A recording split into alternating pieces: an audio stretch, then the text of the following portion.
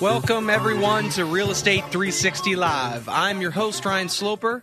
For those of you not familiar with the show, my guests and I will cover every angle of real estate under the sun, from interest rates to the economy to what's happening in Washington. Anything that affects our local real estate markets will be covered here. If you got credit issues, you can call me. If you're looking to buy or sell your home, or you're in a situation where you're unable to make your payments, you've been trying to, work with the bank to modify your loan and been unsuccessful, as many have been, reach out to me. There are definite better alternatives than foreclosure. Like I said, most people just need some direction and some trusted advice, and that's what I'm here for. The number is 877-245-2030. That's 877-245-2030. You've got questions and I've got the answers. Make sure you tune in with us every Monday at WNEW 1580 AM from 2 to 3 p.m. in the afternoon. And once again, if you ever have any questions, please call the off-air line, which is 877-245-2030. Or you can leave us a question at our website, which is realestate360live.com. That's realestate360live.com. Remember, if it's real estate, it's covered here. We've got a great show lined up for you guys today. A lot of stuff, a lot more things going on in the markets this week that can affect you and your real estate decisions, as well as interest rates. Joining me on our panel to discuss these many issues is actually Louis Cammarosano, who is the general manager of HomeGain. Louis is often cited in the media as an industry expert in the Wall Street Journal, Forbes, CNN Money, Fox Business, Smart Money, MSN, and numerous others. We're going to discuss with you about what happened, last week in the media and in the news and the markets that can affect you and your decisions, as well as what's on deck this week that can, maybe move interest rates or help you make a better financial decision when it involves real estate. Louis, how you doing today, buddy? I'm okay. And yourself, Ryan? Can't complain, Louis. Just another day. It's nice and hot out there today, so we've gotten away from the storms, and now we're right back to the sweltering hot heat and humidity. But other than that, I'm doing well. We've got, looks like a lot more stuff going on this week, especially in the financial markets. Ben Bernanke is set to be testifying at Congress on Wednesday. His comments and answers to questions will probably be very closely monitored by Wall Street, looking for any sort of signs as to what the Fed's next move is, or are they going to do anything at all? Look, to me, they're pretty much out of ammo because they're basically lowered interest rates down to what I consider rock bottom, and I just don't know what else they could possibly do that's actually going to, stimulate increased consumer spending. Would you agree, or do you think that there's anything else that they might possibly do?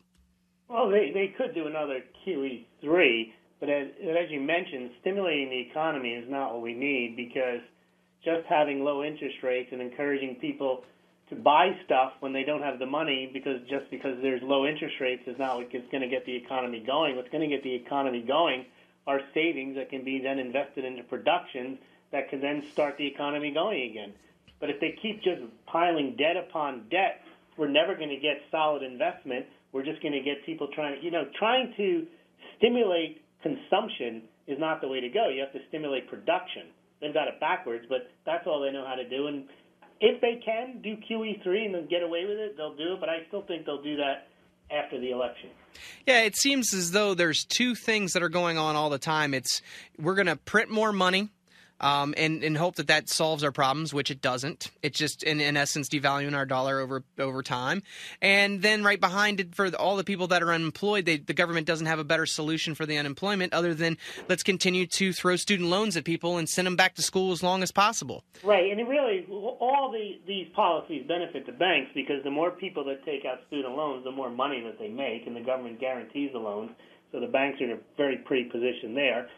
And then also, it really doesn't help to ask people to borrow money to buy stuff that they don't need when they're trying to reduce their consumer debt and also pay down their mortgages.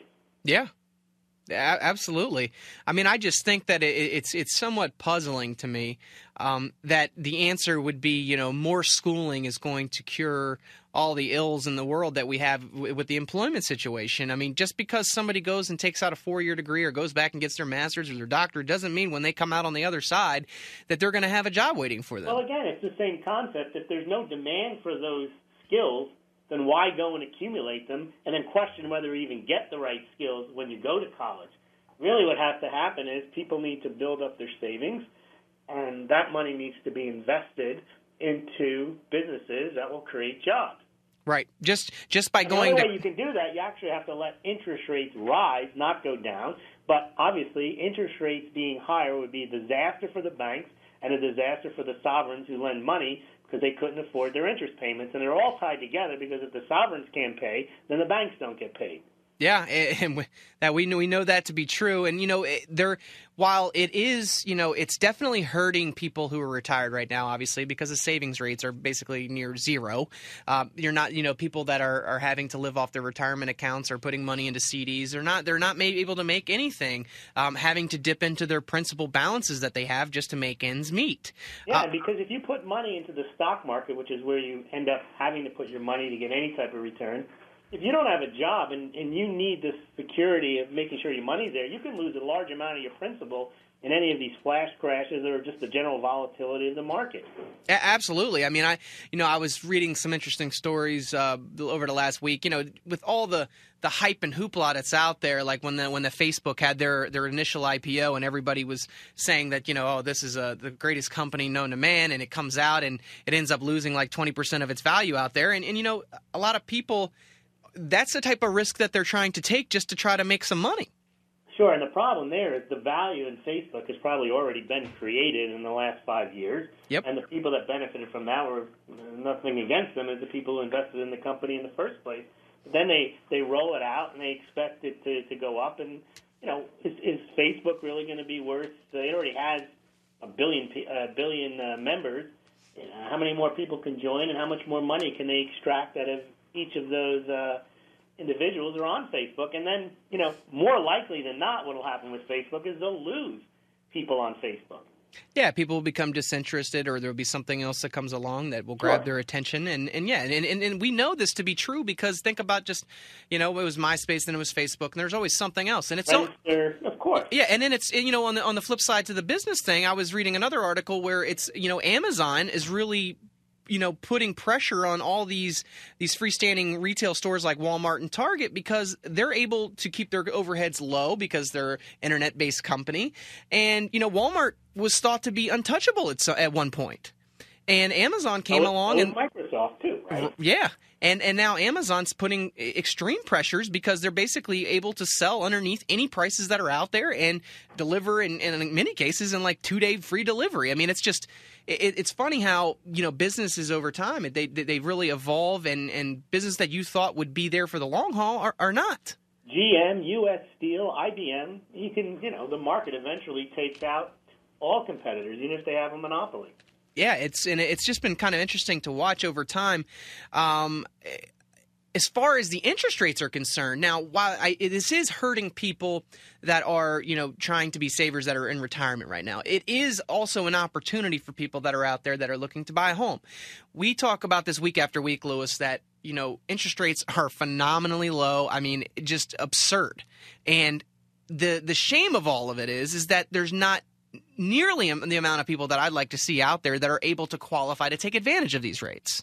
So while it is great that they are extremely low, and I basically tell people, hey, if you're in a situation, if you're in a position to be able to buy, to at least call and talk to somebody to go over what your options are, look and see what payment options would be on a mortgage, look at what your potential down payment might be. There are many state programs out there, grant programs that you can literally buy a house for next to nothing, $500 or less.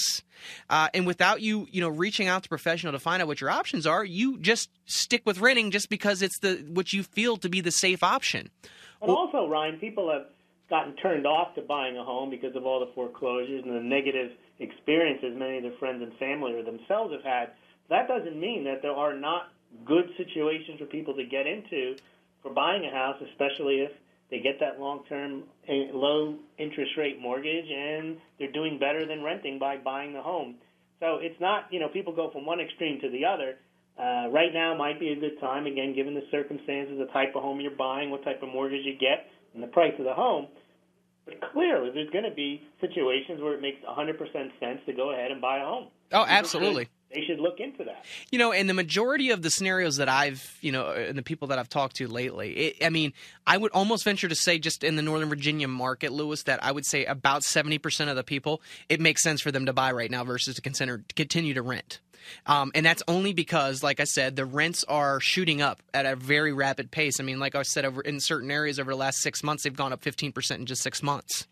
You make a good point. It has to be local. It's local, and it's particular to your own economics, not based on the economics of the entire country and not based on the housing market across the country. It's really what is your situation and what is your market like. And you're saying in your area, the D.C. metro area, it may make sense for a lot of people to go ahead and examine home ownership. Yeah, and you bring up an interesting point, Lewis, because what would happen if the media gets a hold of this, they find out Washington D.C. Metro and Northern Virginia, we've got multiple contracts out there, which I want to discuss later in the show about these multiple offers and what you can kind of do to strengthen your contract.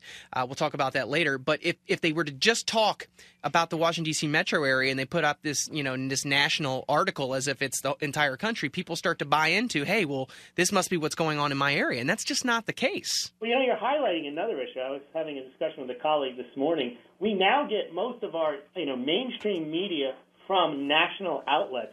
The concept of the local newspaper and the local news has gone by the board. Even the local newspapers that are still in existence get a majority of their news from Reuters, AP, and the national news services. Yeah. It's very difficult to get the real beat on what is going on in your area. And I would suggest you talk to your local realtor or your local mortgage specialist because they know what's going on in the area, even if it's not being publicized in the media. Yeah, and I want to take that a step further because, just because you call up the person that, that local real estate professional or local mortgage professional doesn't mean that you have to do business with them right then and there. It's just to get some information. Just as if you were to go and start your search to try to buy a TV, you're going to go online and find out as much as you possibly can. In this instance, I always tell people that it's better to talk to somebody than just look online because there's a lot of misleading information that's online. A lot of it's not accurate or timely because from week to week, month to month, things change and they can change drastically. You have to remember what a reporter does. A reporter may be interested in that story for the short period of time for which they have the assignment, and they may not get all the facts. They may not do all the research.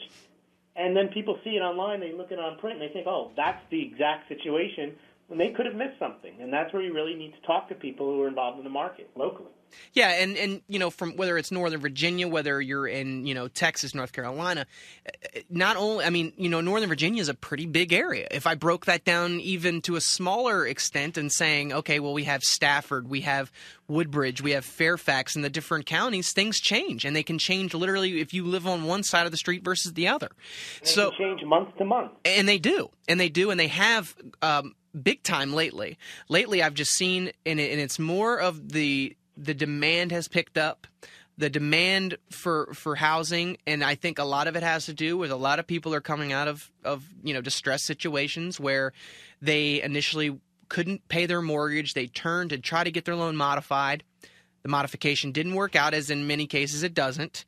So they're stuck with two options. Their two options are to just stay in the house as long as possible until they get foreclosed on, or they take the proactive solution to consider short selling that property, where the bank accepts a short payoff on that, and it basically will hurt their credit less than if they went to a foreclosure.